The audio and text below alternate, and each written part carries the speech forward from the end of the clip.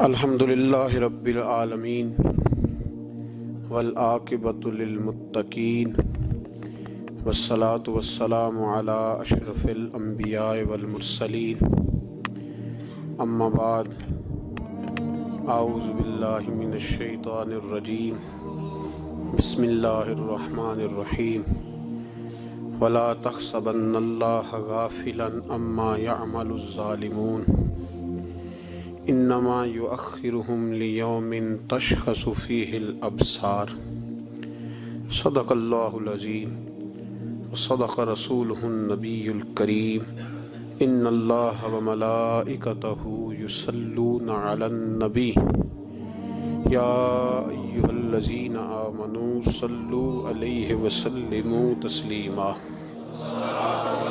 الصلاۃ والسلام علیک یا رسول اللہ وعلى آلك وأصحابك يا سيد يا حبيب الله الصلاة والسلام عليك يا سيد يا نبي الله وعلى آلك وأصحابك يا سيد يا نور الله اللهم صل على سيدنا ومولانا محمد معدن الجود والکرم وآلہ وبارک وسلم۔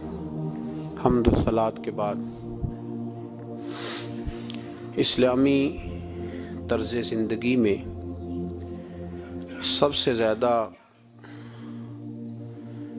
جس چیز پر زور دیا گیا ہے وہ یہ ہے کہ کسی کے ساتھ کبھی بھی زیادتی نہ کی جائے، ظلم نہ ہو۔ نبی پاک سید عالم صلی اللہ تعالی علیہ وسلم کی تشریف آوری کے جو مقاصد ہیں ان میں میرے محبوب کریم صلی اللہ علیہ وسلم نے جس چیز پر سب سے زیادہ زور دیا ہے وہ یہ ہے کہ میں ظلم ختم کرنے آیا، ظلم نہیں ہونا چاہیے۔ ایک تو ہے کسی کو مارا جائے، اس کے منہ پر اس کو گالی دی جائے، اس کو ستایا جائے، اس کے راستے میں کانٹا بچھایا جائے، اس کو پتھر سے، تھپڑ سے، ڈنڈے سے، تلوار سے مارا جائے، یہ تو ایک بہت بڑی بات ہے۔ اسلام یہ کہتا ہے کہ تو اپنے گھر کے اندر بیٹھ کے بھی کسی مسلمان کے خلاف بات بھی نہ کر۔ اتنا زیادہ پابند مذہب، اپنے گھر کی چار دیواری کے اندر بیٹھ کر بھی کسی مسلمان کی برائی کرنے کی، صرف زبان سے سازش کرنے کی بات نہیں، اس کے خلاف منصوبہ بندی کرنے کی بات نہیں، اس کو لوگوں کو اس کے خلاف ابھارنے یا اکسانے کی بات نہیں، خالی اس کے خلاف گفتگو اور وہ والا عیب جو اس میں پایا جاتا ہے، وہ عیب جو اس میں موجود ہے، وہ عیب بھی تجھے گھر کے اندر بیٹھ کر نجی اور ذاتی محفل میں بھی بیان کرنے کی اسلام اجازت نہیں دیتا، اور اسلام نے اس کو غیبت کا نام دیا۔ اور میرے نبی پاک صلی اللہ علیہ وسلم نے فرمایا یہ فعل کہ تو گھر کے اندر بیٹھ کر کسی کی عزت کے بارے میں بات کرے، سمجھ لے تو نے زنا سے بھی برا کام کیا، یہ بدتر ہے زنا سے بھی۔ یہ جو زیادتی اور ظلم ہے نا میرے بھائی، اس کو اسلام نے اس قدر زیادہ ناپسند کیا، اور اس پر اسلام نے اس قدر زیادہ احکامات بیان کیے۔ میرے نبی کریم صلی اللہ علیہ وسلم نے فرمایا قیامت کے دن اللہ مظلوم کے ساتھ ہوگا۔ اللہ کس کے ساتھ ہوگا؟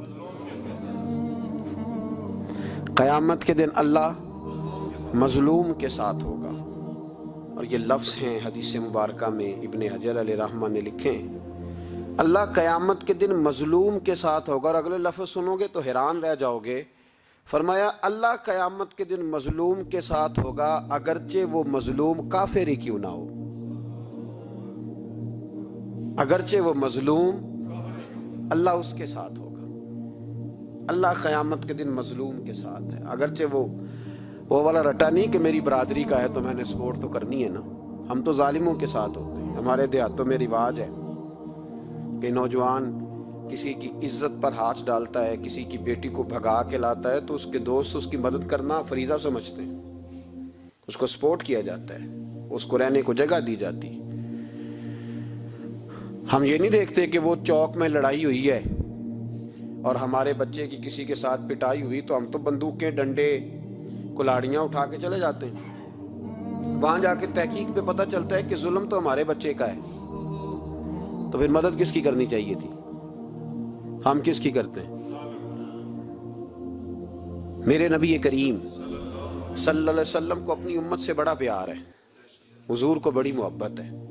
فرمایا قیامت کے دن لوگ اپنے اپنے ممبروں پہ بیٹھیں گے، پر میں سجدے میں گر کے اپنی امت کی دعائیں مانگوں گا۔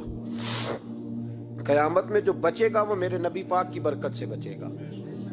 لیکن رسول کریم علیہ الصلوۃ والسلام نے فرمایا ظلم کر کے نہ آنا، تمہاری باقی کمیوں پہ میں پردے ڈلوا دوں گا، ظلم کر کے نہ آنا۔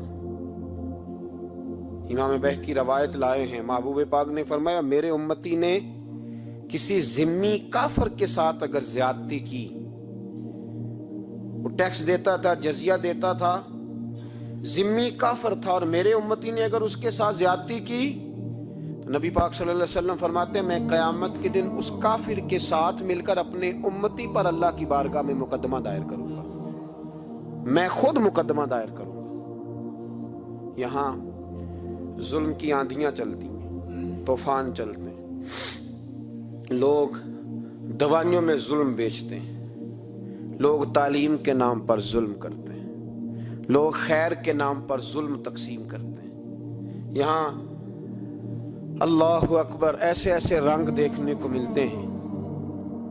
اب بنے گا کیا؟ کیا ہر زینب اسی طرح تڑپ کے چلی جائے گی؟ اس کا رزلٹ کیا نکلے گا؟ ہمارے ہاں تو نمبر گیم چلتی ہے، سیاستدان شعر لکھ کے لاتے ہیں، وہ ٹی وی پہ بیٹھ کے ایک دوسرے کو نیچا دکھانے کی کوشش کرتے ہیں۔ ساری سیاسی جماعتوں کے سربراہوں کو وہاں ہونا چاہیے تھا کہ نہیں ہونا چاہیے تھا؟ کیوں نہیں بولتے آپ لوگ؟ آپ کب بولیں گے؟ ابھی بھی وقت نہیں آیا آپ کے بولنے کا۔ ان کو وہاں ہونا چاہیے تھا کہ نہیں ہونا چاہیے تھا؟ یہ آپ کے نمائندے ہیں، ان کو ہونا چاہیے تھا وہاں؟ میرے نہیں ہیں، اللہ جانتا ہے، ایک بھی نہیں ہے ان میں سے، سوال ہی نہیں پیدا ہوتا۔ ہمارے یہ نمائندے ہوں گے؟ سوال ہی نہیں پیدا ہوتا، ہمارے نمائندے نہیں ہیں، یہ آپ کے بھی نہیں ہیں۔ بس تھوڑا سا وقت اور رہ گیا ہے، پھر انشاءاللہ سارا پاکستانی سمجھدار ہو جائے گا، یہ کسی کے بھی نہیں ہے۔ میرے بھائی نمبرنگ ہو رہی ہے۔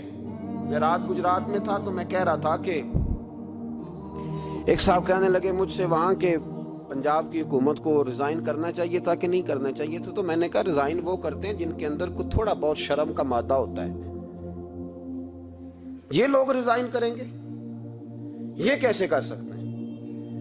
اور پھر ریزائن صرف ان کو نہیں کرنا چاہیے تھا، میری تو دعوت یہ ہے کہ ہر سیاسی جماعت ریزائن کرے۔ ہم اس ملک میں سیاست نہیں کریں گے، مذہبی جماعتیں تبلیغ کرنا بند کر دیں، پیرانے عظام گدی نشینیاں چھوڑ کے باہر نکلیں۔ یہ جو ہر چوک اور ہر چوراہے میں لوگ نصیحتوں کا بازار گرم کر کے کھڑے ہیں، یہ چھوڑ دیں۔ کیا اثر ہے تمہاری تبلیغوں کا؟ کیا مل رہا ہے قوم کو؟ تمہاری گدیاں کیا تزکیہ نفس کر رہی ہیں؟ اور ہر اس آدمی پہ مقدمہ ہونا چاہیے جس کے موبائل میں گندی فوٹو ہے۔ ہر وہ آدمی مجرم ہے جو گند دیکھتا ہے، گند آگے تقسیم کرتا ہے۔ ایسے ہی ایک دو آدمی کا نام لگا کے چپ کر گئے ہو، صبح قیامت کے دن اس زینب کے خون کے حساب میں مجھے بھی پوچھا جائے گا اور آپ کو بھی پوچھا جائے گا۔ ہر ایک آدمی دوسرے پہ بوجھ ڈال کے خاموش ہو جاتا ہے۔ حکومت نے غلط کیا، حکومت بنوائی کس نے تھی؟ کس نے ووٹ دیا تھا؟ برابر کے شریک ہیں ان کے جرموں میں جو ان کو ٹھپے لگاتے ہیں، چپ کر جاتے ہو تنقید کر کے۔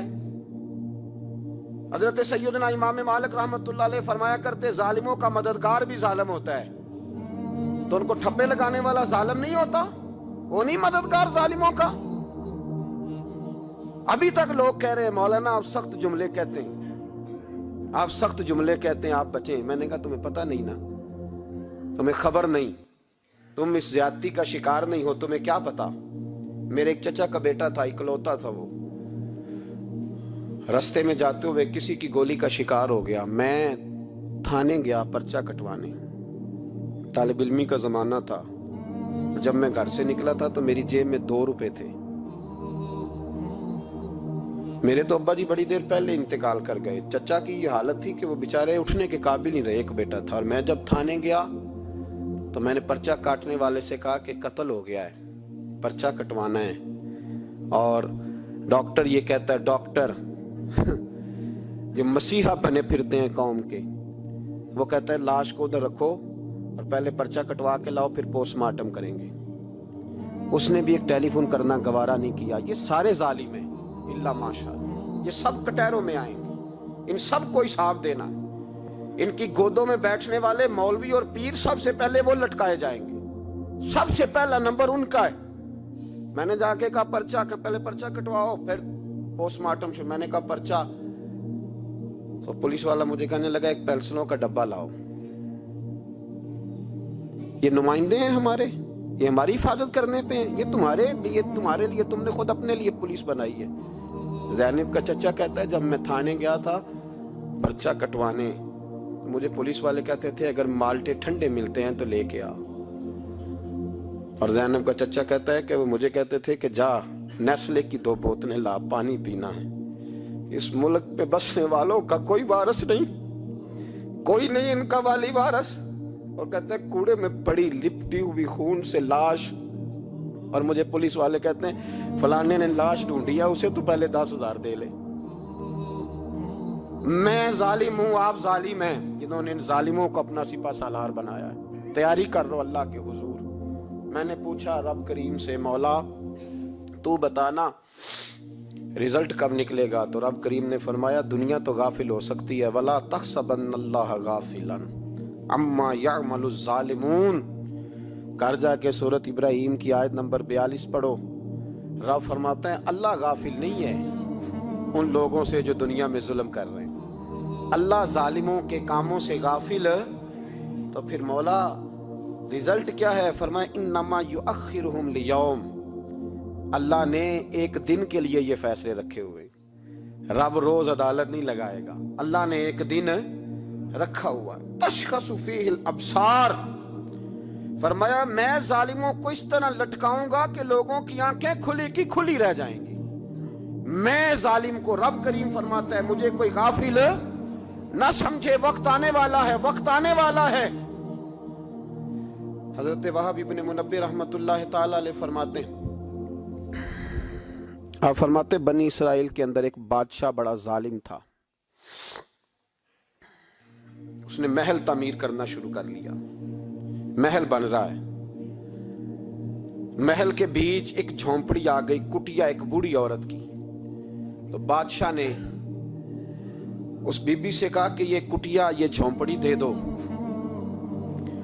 میرے محل کا نقشہ خراب ہوتا ہے. بوڑھی کہنے لگی میں بیوہ بھی ہوں, بے اولاد بھی ہوں. جب میں بیاہ کے یہاں آئی تھی تو میرے ابا نے کہا تھا بیٹی تیرا جنازہ نکلنا چاہیے, تو چلو میں پکا ہوا پھل ہوں, تھوڑا وقت رہ گیا ہے, مر جاؤں گی تو تمہارا ہی ہے, میرا کون سا قوالی وارث ہے. چلو زندگی کی جو سانسیں رہ گئی ہیں مجھے یہاں گزار لینے دو. توجہ ہے نا میرے عزیزوں کی, مجھے یہاں گزار لینے دو. بوڑھی منت کرنے لگی. بادشاہ نے کہا نہیں نہیں, تو پیسے لے اور ہمیں خالی کر کے دے جھونپڑی. بادشاہ نے اصرار کیا تو بوڑھی کہنے لگی نہیں میں نہیں دوں گی. وہ اپنے گھر کے اندر بیٹھ گئی. یوں سمجھ لیجئے کہ بلڈوزر تیار کر کے چھپا دیا گیا. 2 4 5 سپاہی کھڑے کر دیے کہ بوڑھی نے کو ساری زندگی گھر میں تو نہیں نہ بیٹھنا, نکلنا تو ہے نا باہر. جب نکلے نا تو فوراً اس کا مکان گرا دو, 2 4 5 10 مستری کٹھے لگاؤ, دیوار بنا دو. اس طرح قبضے ہوتے ہیں. بوڑھی کچھ دیر تو چمٹی رہی گھر کے ساتھ, پھر اس کو نکلنا بھی تھا. جب اس نے سمجھا کہ امن ہو گیا ہے پھر وہ بوڑھی باہر نکلی. اور جب وہ گئی باہر, چند گھنٹوں کے بعد واپس آئی تو جھونپڑی گری ہوئی تھی. گھر کی چھت کے تنکے ہواؤں کے ساتھ بکھرے ہوئے تھے. نیا مکان بن گیا. وہب ابن منبہ علیہ رحمہ فرماتے اس بی بی نے جو دعا مانگی تو عرش فرش ہلنے لگے, زمین کانپنے لگی. اس بی بی نے لفظ پتہ کیا ادا کیے؟ کہنے لگی اے اللہ میں تو موجود نہیں تھی, تو بتا تو کہاں تھا؟ اللہ میں تو نہیں تھی. زینب کی اماں بھی پوچھتی ہے اللہ میں تو نہیں تھی, تو تو موجود تھا نا. تو عرش کا مالک کہتا میں ہلا دوں گا. ذرا ان علماء کو, مشائخ کو इन अरबाब इक़्तिदार को देख लेने दो, मेरी ढील है, मैं इन्हें हिला दूंगा। कहती अल्लाह मैं तो नहीं थी, तू कहाँ था, तू बता। रब करीम ने फरमाया जिब्रील दौड़ के जा, दौड़। अल्लाह हुक्म क्या है, फरमाया पलट दे इस बस्ती को, तबाह कर दे उन लोगों को जो जुल्म पर चुप रहते, उन्हें तबाह कर दे। दुनिया में कतील उससे मुनाफिक नहीं कोई, दुनिया में कतील उससे मुनाफिक नहीं कोई जो जुल्म तो सहता है बगावत नहीं करता, उससे मुनाफिक नहीं कोई। मुनाफिक बन के जीना बंद कर दो, अब मोमिन बन के जीना सीखो, इन जालिमों के खिलाफ बोलो। मेरे अजीज कहते हैं तबाह कर दो बस्ती को। बस्ती उलट दी, घर तबाह हो गए। याद रखो अर्श का मालिक कहता है तो मैं देख रहा हूं, वरना कोई मौजूद ना था, मैं तो था ना, मैं तो सारा कुछ देख रहा हूं। मैं इस वला तहसबन्नल्लाह गाफिलन अम्मा यअमलुज़ ज़ालिमून, लोग अल्लाह को गाफिल ना समझें। और फिर मीडिया चीखता है, मीडिया चीखता है, कहता है जी बड़ा जुल्म हुआ। इस काम में सबसे ज्यादा किरदार इस बुराई को फैलाने में मीडिया का है। मीडिया तो बच्चों को गुनाह के तरीके बतलाता है, और हुकूमतें मुमताज कादरी का जनाजा ना दिखाना हो तो मीडिया सारा बंद हो जाता है। फैजाबाद धरने का जुल्म ना दिखाना हो तो मीडिया सारा बंद हो जाता है। तो गंद अगर दिखाना बंद रोकना चाहे तो गंद रुक सकता है कि नहीं रुक सकता? ये पाबंदी, ये टेक्निकली जमाना है। अगर ये बंद करना चाहे, ठीक है, अगर ये बंद करना चाहे तो हर चीज अपनी जगह पे बंद हो सकती है कि नहीं, बोले? लेकिन हम तो रोएंगे ना, फेसबुक पे तस्वीर लगाएंगे ज़ैनब के साथ जुल्म हुआ, तो तेरी तो हमाम वाली दुकान पे गंदी फोटो लगी हुई है, तेरे तो मोबाइल में सारा गंद है। इस गंद की तरवीज व इशात में तो मैं और आप शामिल होते जा रहे हैं। गंद तो प्रमोट हो रहा है, इसी से तो लोगों के जज्बात उभरते हैं। अब्बा जी कहते हैं मुझे एतबार है, मुझे एतबार है बेटी पे। ये क्या तमाशा हुआ एतबार का? ये क्या बात हुई? एतबार किसको कहते हैं? हजरत जुनैद बगदादी रहमतुल्लाह ताला अलैह, आपसे किसी ने पूछा, मैं थोड़े दिन पहले, मुझे गुजरात यूनिवर्सिटी के कुछ तालिब इल्मों ने दावत दी, कुछ असातिज़ा ने कहा कि यहाँ सीरत सेमिनार है, आप आए। सियालकोट में जो कैंपस है, मैं वहाँ जब पहुँचा तो मैंने कहा यार ये सिर्फ लड़के होने चाहिए। कहने लगे इतने इतने मौलवी तकरीर करते हैं लड़कियों में, तो आप, तो मैंने कहा यार मुझे दिखिया नू समझ लो, पुराने ख्यालात का हूँ, और वैसे भी मेरे लिए मौलवी हुज्जत नहीं, मेरे लिए रसूलुल्लाह का दीन हुज्जत है, तो आप पर्दा कराएं। खैर उन्होंने मेहरबानी की, कोई पार्टीशन हो गई। जब मैं पहुंचा तो शायद 1.5 मिनट लगा हो मुझे गेट से हाल में जाने तक, लेकिन वहां जो बच्चे और बच्चियों का मैंने हाल देखा तो मैं दुआ मांग रहा था, ऐ अल्लाह तू इस कौम पे फजल फरमा, इस कौम पे। अब्बा जी कहते मुझे एतमार है। नाबीना से अभी अब्दुल्ला इब्ने मखदूम रदी अल्लाह ताला, वो आए हैं तो नबी पाक सल्लल्लाहु अलैहि वसल्लम ने फरमाया आयशा पर्दा कर लो, तेरे घर में बसने वाली बीबी सैयद आयशा से भी पाक है, तेरी बेटी हजरत आयशा सिद्दीका से भी ज्यादा हुर्मत वाली है। नबी पाक ने फरमाया आयशा पर्दा करो, हुजूर वो नाबीना है। फरमाया तुम्हें तो नजर आ रहा है ना, तेरा एतबार यहां से भी ज्यादा बढ़ गया है। हजरत जुनैद बगदादी से कहा हुजूर हमें कुरान शरीफ पढ़ा दें। आपने फरमाया दरमियान में औरतें पर्दा डालें फिर पढ़ाऊंगा। कहा हुजूर कुरान पाक ही पढ़ाना है। तो हजरत जुनैद फरमाने लगे पढ़ाने वाले हसन बसरी हो और पढ़ने वाली राबिया बसरी हो और दरमियान में कुरान पढ़ा हो, फिर भी मैं उन्हें बगैर पर्दे के पढ़ने की इजाजत नहीं देता। यहां तो हाल ही कोई नहीं।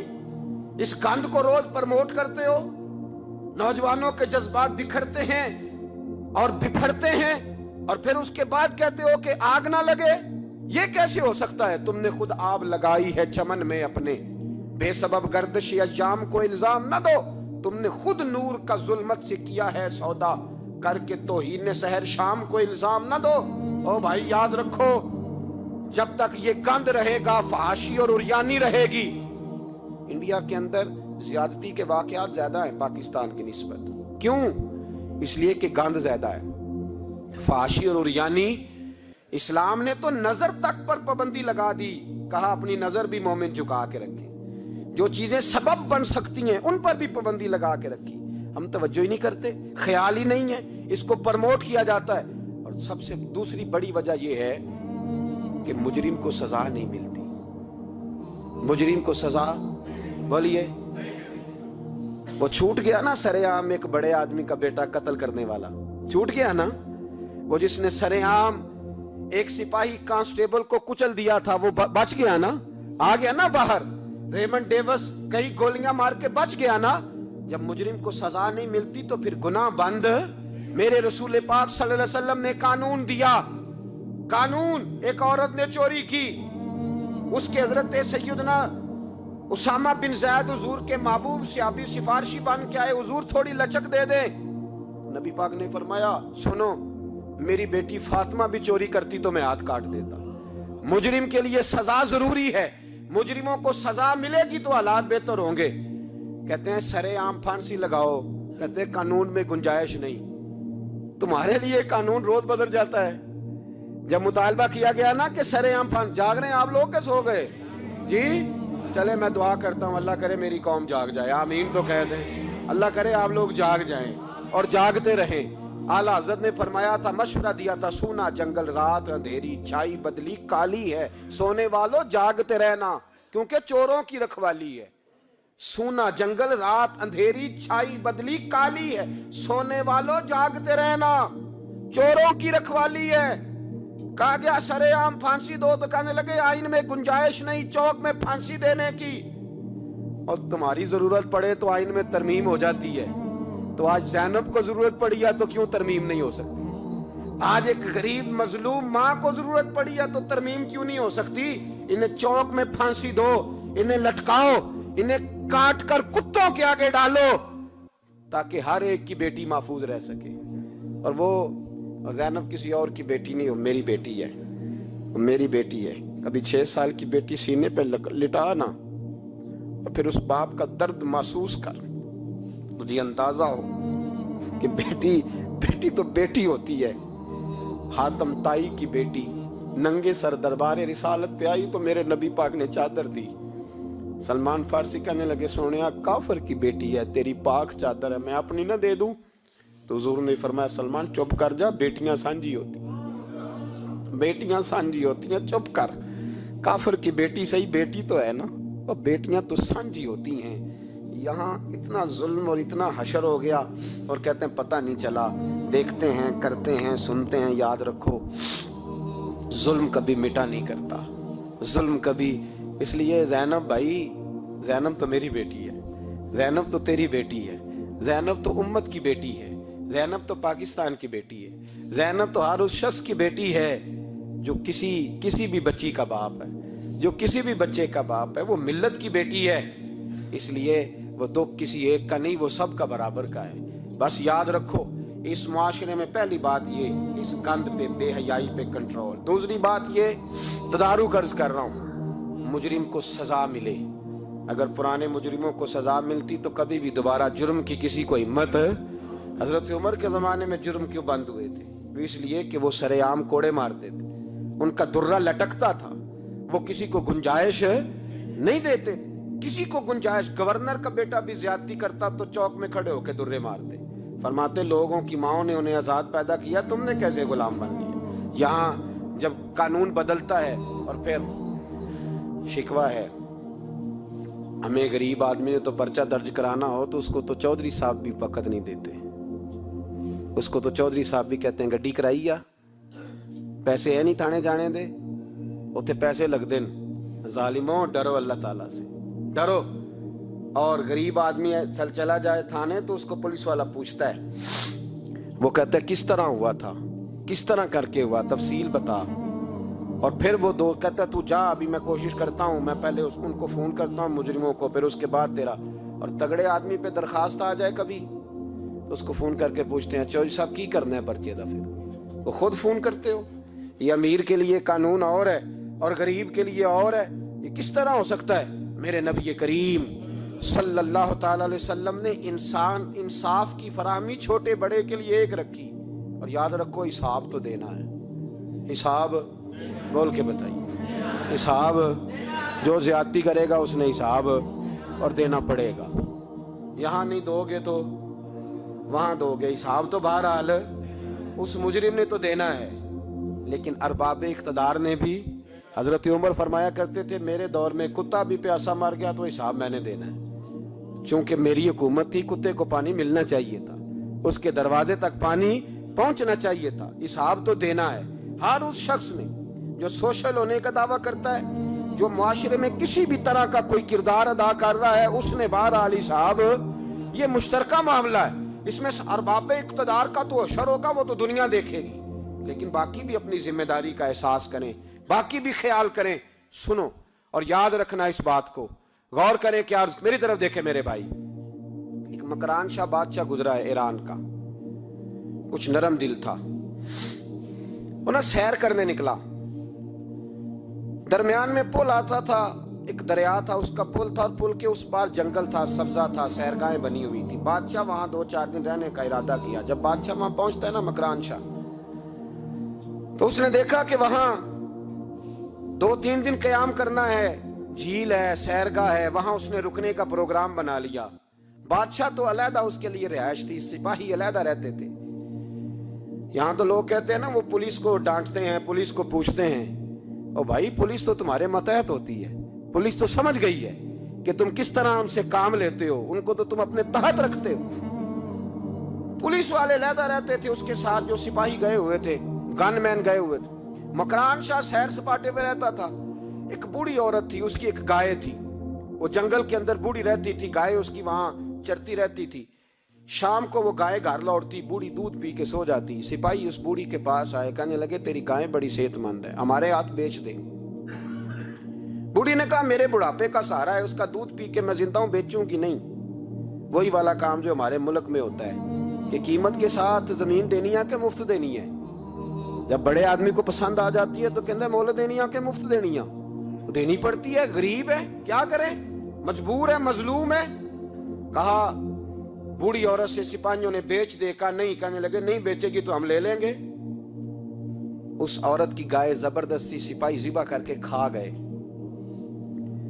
بوڑھی نے بادشاہ تک پہنچنا چاہا لیکن اس کو پہنچنے نہ دیا گیا، منع کر دیا گیا، اس کی رسائی نہ ہو سکی، غریب عورت تھی، جس دن مکران شاہ واپس آ رہے تھے نا سیر کر کے، پل سے گزر رہے تھے، تو کسی نے بوڑھی سے کہا کہ بادشاہ گزرے گا، وہ چھپ کے پل پہ بیٹھ گئی، اور مکران شاہ جب پل سے گزرنے لگے تو بوڑھی آگے آئی اور اس کے گھوڑے کی لگام پکڑی، ایسا جملہ کہا کہ مکران شاہ چکرا کے زمین پہ گرا، اور بوڑھی کہنے لگی مکران شاہ تیرے سپاہی میری گائے ذبح کر کے کھا گئے ہیں، تو بتا اس کا حساب اس پل پہ کھڑے ہو کے دینا کہ پل صراط پہ دینا ہے، بتا یہاں کھڑے ہو کے دے گا کہ وہاں کھڑے ہو کے دے گا، بول، ارباب اقتدار، حکومت کے ایوانوں میں بیٹھنے والوں، بتاؤ زینب کا حساب قصور کے چوک میں کھڑے ہو کے دو گے کہ میدان محشر کے چوک میں کھڑے ہو کے دو گے، بتاؤ کہاں حساب دینا ہے، یہاں دینا ہے کہ وہاں دینا ہے، حساب تو بہرحال تمہیں دینا ہے، اس قوم کو اس کا حساب تو، زینب کا حساب تو دینا ہے، دینا پڑے گا، دیا جائے گا، پوچھا جائے گا، بتاؤ یہاں دینا ہے کہ وہاں دینا ہے، دینا تو پڑے گا، یہاں دو گے تو ہو سکتا ہے قیامت میں بچ جاؤ، اور اگر یہاں نہیں دو گے تو وہاں لٹکا دیے جاؤ گے، رسوا کیے جاؤ گے، پوچھا جائے گا۔ مکران شاہ چکرا کے گرا زمین پہ اور گر کے کہنے لگا بی بی میں وہاں حساب نہیں دے سکتا، دو دینا یہیں لے لے، جو لینا یہیں لے لے، آ جاؤ، وقت ہے، گنجائش ہے، مہلت کے دنوں میں توبہ کر لو، پلٹ آؤ، اللہ کے حضور حاضر ہو جاؤ۔ اس معاشرے کو صفائی کی ضرورت پڑ گئی ہے، اس معاشرے میں ہر آدمی اپنا کردار ادا کرے، ظالم کے خلاف اٹھے، بے حیائی، فحاشی، عریانی، بدنگاہی، اس کے خلاف اٹھے۔ حضرت امیر معاویہ رضی اللہ تعالیٰ عنہ اپنے دور حکومت میں باہر نکلے، ایک بی بی بے پردہ، با پردہ عورت برقعے میں گلی میں گھوم رہی تھی، برقع ڈال کے۔ حضرت امیر معاویہ دوڑ کے مسجد چلے گئے، رونے لگے، کہنے لگے صحابہ کے زمانے میں یہ عورتیں گلی میں آ گئی ہیں، ہمارے دور میں ہی آ گئی ہیں، کہیں اللہ کا قہر نازل نہ ہوتے، حالانکہ وہ با پردہ تھی بی بی۔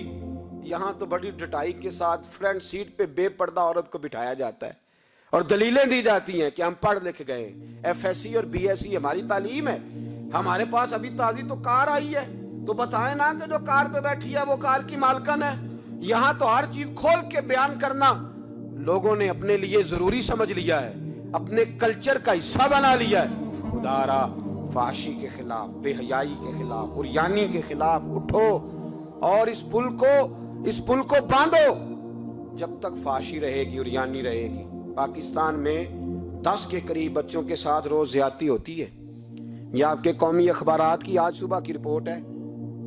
یہ تو وہ چیزیں ہیں جو کھل کے باہر آ گئیں، اور اس کے علاوہ جو بے حیائی کے اڈے کھلے ہوئے ہیں، نہ جانے ان کی تعداد کتنی ہے۔ کس قدر زیادہ ظلم ہو رہا ہے۔ میرے رسول پاک صلی اللہ تعالی وسلم نے فرمایا، جب کوئی زنا کرتا ہے تو ایمان اس کے سینے سے نکل جاتا ہے اس کے سینے سے۔ آنکھوں پر پردہ ہونا چاہیے، کانوں پر پردہ ہونا۔ اور اگر زینب کے قتل کے بعد بھی کسی کے موبائل میں گندی تصویر ہے اور اس کے قتل کے بعد بھی بے حیائی کے گانے اس کے موبائل میں ہیں، تو پھر وہ رسم کے آنسو نہ بہائے، پھر وہ صرف 2 منٹ کے لیے آگے بڑھ کے مرثیہ خانہ بنے، وہ پھر شاعر اور ادیب بننے کی کوشش نہ کرے، اور پھر اپنے حصے کا جملہ لگا کر اپنے آپ کو فیس بک پہ ایکٹیو رکھنے کا تماشا نہ کرے۔ کیا مطلب ہوا ان چیزوں کا؟ اگر ابھی بھی برائی کے خلاف نہیں اٹھنا، بے حیائی اور فحاشی کے خلاف نہیں اٹھنا، میرے عزیزو، آخری بات سننا اور اس کو ہمیشہ یاد رکھنا۔ میرے نبی پاک صلی اللہ تعالی علیہ وسلم نے فرمایا ہے، کسی ایک مسلمان کے قتل میں اگر اہل زمین، اہل آسمان سارے بھی شریک ہو جائیں، سارے، تو فرمایا ہو سکتا ہے اللہ سب کو جہنم میں ڈال دے۔ اس لیے کہ جو قتل ہے نا، قتل ایک ہے زیادتی، اور ایک ہے پھر اس کے بعد قتل۔ ایک انسان کا قتل انسانیت کا قتل ہے، اتنا بڑا ظلم۔ اور یہاں تو اب قتل کی خبر آ جائے نا اخبار پہ تو اتنی دلچسپی والی رہتی نہیں۔ اتنے لوگ قتل ہو گئے، کوئی حرج نہیں۔ یہ تو ہمارے ہاں تو کسی سیاستدان کی شادی کی خبر آئے گی تو وہ دلچسپی والی ہوگی، اس پر تبصرے ہوں گے، کمنٹس ہوں گے، ایک بندہ مر گیا، ٹھیک ہے، غریب آدمی تھا، قتل ہو گیا، جان چھوٹی، معاذ اللہ، اس پہ کون توجہ کرتا ہے؟ یہاں تو ان کے میلے چھیلے تماشوں پر لوگ تبصرے کرتے ہیں۔ یہ جو کوئی نئی ایکٹنگ کر کے دکھاتے ہیں اس پر ہماری توجہ جاتی ہے۔ اتنی عورتوں نے خودکشی کر لی اس لیے کہ شام کو کھانا نہیں تھا، بچوں سمیت دریا میں کود گئی۔ یہ ہوتا رہتا ہے، اس کی خیر ہے، معاذ اللہ۔ یہ تو سارے زمانے میں، یہ دیکھو کہ کسی سیاسی لیڈر نے کوئی نئی ایکٹنگ کی ہے تو اس پر تبصرہ کرتے ہیں، اس پر تھوڑی دیر بیٹھتے ہیں۔ او خدا کے بندو، اپنی ترجیحات بدلو۔ میں کہا کرتا ہوں، ان کی گاڑیوں کے پیچھے بھاگنا چھوڑ دو گے تو یہ صحیح ہو جائیں گے، ان کی جائز ناجائز چیزوں پر نعرے لگانے بند کر دو گے تو یہ صحیح ہو جائیں گے۔ خدا را، زینب تو چلی گئی پر ہمیں ایک پیغام چھوڑ کے گئی ہے کہ فحاشی کے خلاف اٹھ کھڑے ہو، اب ظلم کے خلاف لڑنا سیکھو، اب اپنے اندر یہ طاقت پیدا کرو، اب طاقت پیدا کرو۔ ہمیں سارا پتہ ہوتا ہے، لیکن اس کے باوجود ہم ظالموں کے ساتھ کھڑے ہو کے ان کی تعریفیں کرتے ہیں، تصویریں لگاتے ہیں، سپورٹر ووٹر بنتے ہیں۔ اب اس کام سے باز آ جاؤ، خدا را، اب بھی سمجھ جاؤ۔ اے اللہ، جمعے کے دن اس اجتماع میں تیری بارگاہ میں دعا کرتے ہیں، خداوندہ ساری بیٹیوں کو حفاظت کا پردہ عطا فرما، اللہ سب کے لیے حفاظت کے پردے نصیب فرما، اور میرے مولا ظالموں کو کیفر کردار تک پہنچا۔ اللہ ان ظالموں کو نشان عبرت بنا، خداوندہ ان ظالموں کو صفحہ ہستی سے ختم فرما۔ اے اللہ، رحمت کی برکھا برسا۔ آخر دعوانا ان الحمدللہ رب العالمین۔